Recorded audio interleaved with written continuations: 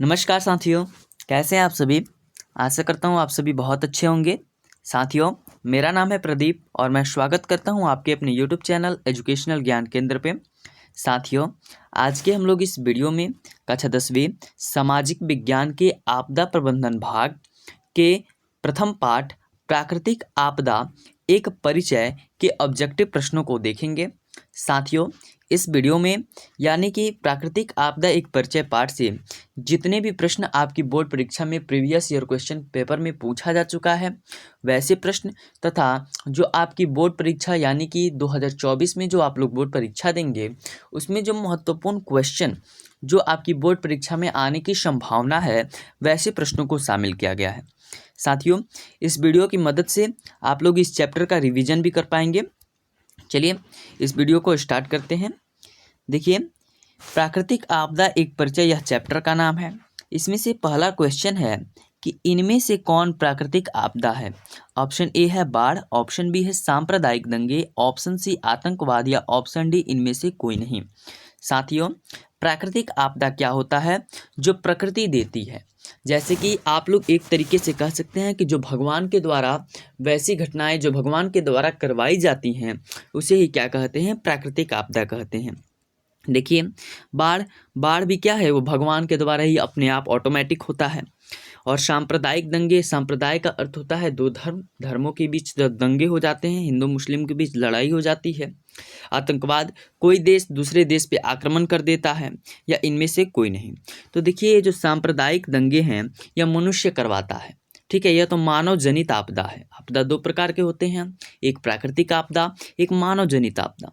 तो सांप्रदायिक दंगे और आतंकवाद यह मानवों के द्वारा करवाए जाते हैं, इसलिए इसको मानव जनित आपदा कहते हैं। लेकिन बाढ़ मानव के द्वारा नहीं करवाया जाता, क्योंकि जब बाढ़ बढ़ेगा तो फसल का भी नुकसान होगा और मानव भी यानी कई जीव भी मर जाएंगे।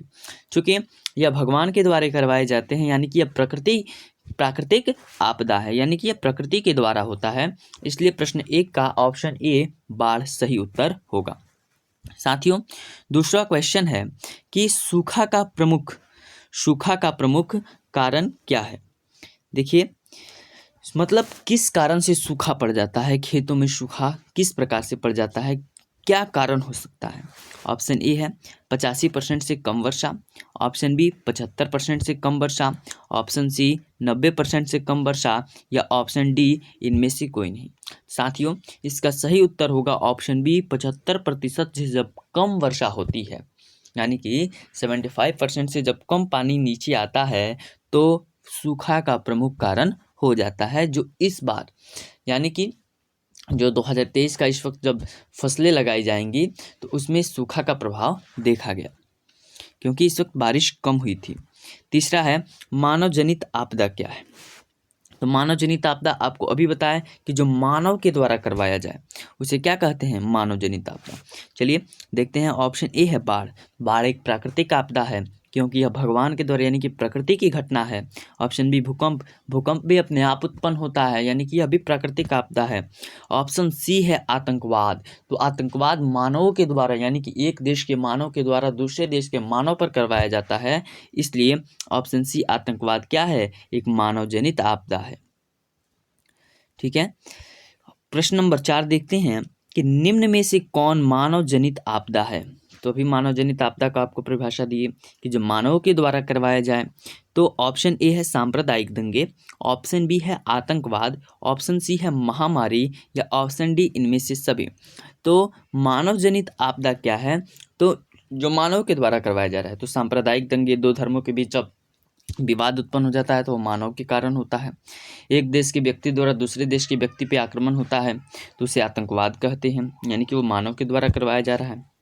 महामारी, तो महामारी भी एक प्रकार का मानव जनित आपदा है, क्योंकि जैसे कि कोरोना वायरस आया था तो कोरोना वायरस जो है एक व्यक्ति से दूसरे व्यक्ति में फैला था, यानी कि एक जीव से दूसरे जीव में फैला था, और यह उत्पन्न भी जीवों के कारण हुआ था, इसलिए यह भी क्या है? एक मानव जनित आपदा है। इसलिए इसका सही उत्तर हो जाएगा ऑप्शन डी इनमें से सभी। चलिए 5 नंबर क्वेश्चन, इनमें कौन प्राकृतिक आपदा नहीं है। साथियों, जब आपकी बोर्ड परीक्षा में प्रश्न आएंगे तो आप क्वेश्चन को पहले बढ़िया से पढ़िएगा।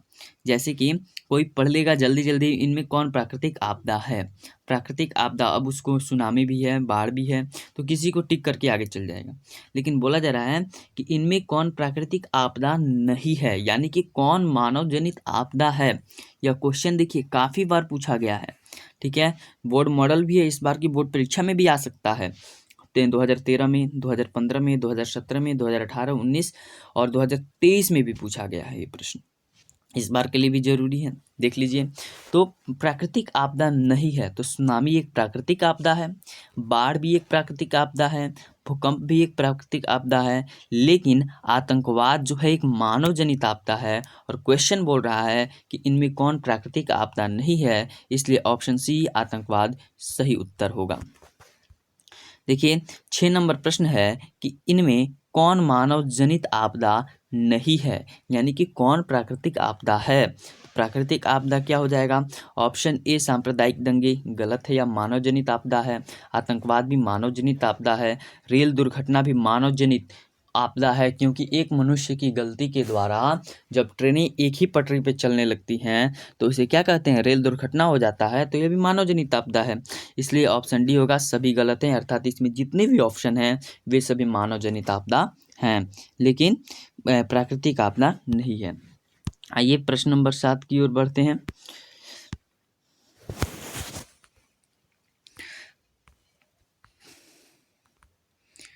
प्रश्न नंबर 7 है कि इनमें से निम्न में से कौन अपवर्तक प्राकृतिक आपदा है, चक्रवात, अतिवृष्टि, अनावृष्टि या इनमें से कोई नहीं। तो सही उत्तर का ऑप्शन ए चक्रवात जो है आवर्तक मतलब आने वाला प्राकृतिक आपदा है। 8 नंबर, इनमें से कौन अनावर्तक प्राकृतिक आपदा है, ऑप्शन ए बाढ़, भूकंप, सुनामी, इनमें से कोई नहीं मतलब अनावर्तक, यानी कि कभी कभी, जैसे कि बाढ़ जो है एक अनावर्तक प्राकृतिक आपदा है। देखिए 9 नंबर प्रश्न जो है कि इनमें से कौन अपवर्तक प्राकृतिक आपदा नहीं है, ऑप्शन सी अतिवृष्टि जो है अपवर्तक प्राकृतिक आपदा नहीं है, लेकिन चक्रवात और सुनामी क्या है, आवर्तक प्राकृतिक आपदा है। 10 नंबर प्रश्न, इनमें से कौन अनावर्तक प्राकृतिक आपदा नहीं है, तो ऑप्शन ए भूकंप जो है अनावर्तक प्राकृतिक आपदा नहीं है, यह आवर्तक प्राकृतिक आपदा है। देखिए भूस्खलन जानते हैं आप लोग किस प्रकार होता है, बोल रहे भूस्खलन के कितने रूप होते हैं, तो भूस्खलन के 2 रूप होते हैं। कितने रूप होते हैं, भूस्खलन के 2 रूप होते हैं। 12 नंबर जो प्रश्न है बोला जा रहा है कि इनमें से कौन पर्वतीय राज्यों के लिए गंभीर आपदा परंतु बिहार के लिए आपदा नहीं है। मतलब वैसे पर्वतीय राज्य कौन सा है, मतलब जहाँ पे एकदम गंभीर आपदा हो जाती है, कौन सी आपदा, लेकिन बिहार के लिए आपदा नहीं है। ऑप्शन ए है बाढ़, ऑप्शन बी है सुनामी, ऑप्शन सी भूस्खलन और हिमस्खलन, और ऑप्शन डी इनमें से कोई नहीं। तो सही उत्तर होगा ऑप्शन सी भूस्खलन और हिमस्खलन, क्योंकि बिहार में पहाड़ अत्यधिक नहीं है, लेकिन जो पर्वतीय राज्य हैं वहाँ पे पहाड़ अधिक हैं और पहाड़ों पर भी भूस्खलन होता है, हिमस्खलन होता है। देखिए 13 नंबर प्रश्न है कि बाढ़ में सबसे अधिक हानि किसकी होती है। जो बाढ़ जब आता है तो सबसे अधिक हानि किसका होता है, फसलों का जरूर होता है, फसल सारे नष्ट हो जाते हैं। और ऑप्शन बी मकानों का, मकान भी सारे ढह जाते हैं। ठीक है, पशुओं की, तो पशु भी कितने मर जाते हैं जो भागने में असमर्थ होते हैं, यानी कि सभी की, यानी बाढ़ से सभी की हानि होती है। 14 नंबर प्रश्न है कि इनमें से कौन मानव जनित आपदा नहीं है, यानी कि प्राकृतिक आपदा कौन सा है, तो सुनामी। सुनामी क्या है, प्राकृतिक आपदा है। मानव जनित आपदा सांप्रदायिक दंगा हो गया, जैविक आपदा हो गया, इत्यादि सब। 15 नंबर प्रश्न है कि इनमें कौन प्राकृतिक आपदा है, तो प्राकृतिक आपदा कौन सा है जी, तो भूकंप जो है एक प्राकृतिक आपदा है। 16 नंबर प्रश्न, प्राकृतिक आपदा न्यूनीकरण विश्व कांग्रेस की बैठक कब हुई थी, 1993 ईस्वी, 1994 ईस्वी, 1995 ईस्वी या 1996 ईस्वी। तो सही उत्तर है 1994 ईस्वी में प्राकृतिक आपदा न्यूनीकरण यानी कि विश्व कांग्रेस की बैठक हुई थी। बोला जा रहा है 17 नंबर प्रश्न, भारत में विनाश का चक्रवात कब आया, तो विनाश का चक्रवात आया देखिए 29 जुलाई 1999 ईस्वी में, 29 अगस्त 1999 ईस्वी में, या 29 सितंबर 1999 ईस्वी में, या 29 अक्टूबर 1999 ईस्वी में। तो सही उत्तर है ऑप्शन डी 29 अक्टूबर 1999 ईस्वी में भारत में विनाश का चक्रवात आया था। 18 नंबर प्रश्न, भारत का प्रथम सुखाड़ वर्ष किसे कहा जाता है? मतलब पहली बार सबसे ज़्यादा सुखाड़ कब पड़ा था? तो ऑप्शन सी 1968 ईस्वी में सबसे अधिक सुखाड़ भारत में पड़ा था, इसलिए बोलता है भारत में मतलब प्रथम सुखाड़ वर्ष वही था। बोल जा रहा है कि आपदा कितने प्रकार की होती है? जो आपदा है वो कितने प्रकार का होता है? तो 2 प्रकार का। कौन कौन? तो एक प्राकृतिक आपदा, एक मानव जनित आपदा। 20 नंबर प्रश्न है और इस चैप्टर का लास्ट ऑब्जेक्टिव प्रश्न कि प्राकृतिक आपदा को कितने श्रेणी में रखा जाता है? जो प्राकृतिक आपदा है उसको कितने श्रेणी में रखा जाता है? तो जो प्राकृतिक आपदा होती हैं उसको 2 श्रेणी में रखा जाता है। ठीक है, आशा करता हूँ आपको यह वीडियो काफ़ी ज़्यादा पसंद आया होगा और आपके डाउट्स भी क्लियर हो गए होंगे। चलिए मिलते हैं अगले वीडियो में, और इस वीडियो को आप लोग ज़्यादा से ज़्यादा शेयर कीजिए, ठीक है, ताकि आपके दोस्त भी जो है इस वीडियो को देख पाएँ। और हाँ, जितने भी आपके आपदा प्रबंधन में कुछ ऐसे निश्चित प्रश्न रहते हैं जो आपकी बोर्ड परीक्षा में लगभग बार बार रिपीट होते हैं, उसके बारे में भी चर्चा करेंगे। इसलिए आप हमारे यूट्यूब चैनल एजुकेशनल ज्ञान केंद्र को सब्सक्राइब करें। धन्यवाद।